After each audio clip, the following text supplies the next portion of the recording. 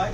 আমাদের মধ্যে উপস্থিত হবিগঞ্জ জেলা যুব দলের সাবেক সংগ্রামী সভাপতি, জেলা ছাত্র দলের সাবেক সংগ্রামী সভাপতি, আন্দোলন সংগ্রামের পরিকৃত নেতা, হবিগঞ্জ পৌরসভার বারবার নির্বাচিত পৌর মেয়র, সিলেট বিভাগীয় সাংগঠনিক সম্পাদক, প্রিয় নেতা আলহাজ গাউস ভাই।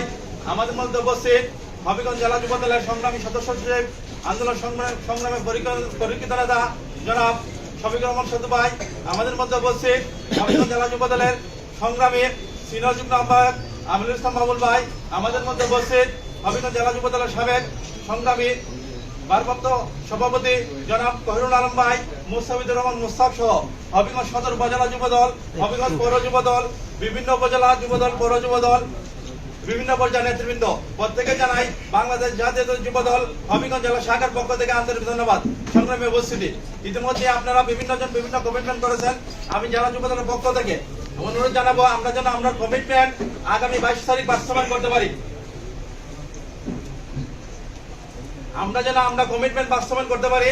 আপনারা কমিটমেন্ট অনুযায়ী জেলা যুব দলের আহ্বায়ক আমাকে বলছিলেন লেখার জন্য, আমি লিখছি টোটাল 24,950 জন হয়েছে। আমরা বিশ্বাস করি ইনশাল্লাহ আগামী 22 তারিখ আমরা সবাই সবার জায়গা থেকে পদক্ষেপ নিতে পারি। তাহলে জাতীয়তাবাদী যুব দল হবিগঞ্জ জেলার একটা ভালো প্রোগ্রাম নিয়ে আমরা জেলা যুব দলের আহ্বায়ক সদস্য যেখানে যেখান থেকে আমরা একটা মিছিল সহকারে বিশাল একটা মিছিল নিয়ে আমরা যেতে পারবো।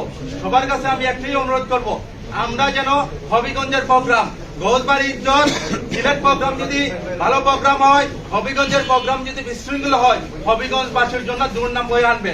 এই জন্য আমরা যুবদলের প্রত্যেকটা নেতা কর্মী ভলেন্টিয়ারের ভূমিকা পালন করতে হবে আগামী 22 তারিখ।